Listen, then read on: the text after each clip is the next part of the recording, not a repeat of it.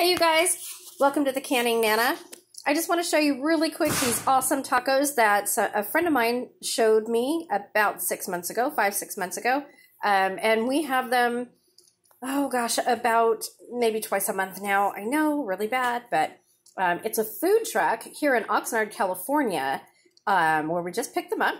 And they are really delicious. They are called Birria tacos. Traditionally, they're made with goat meat, which is also really good if you've never had goat meat.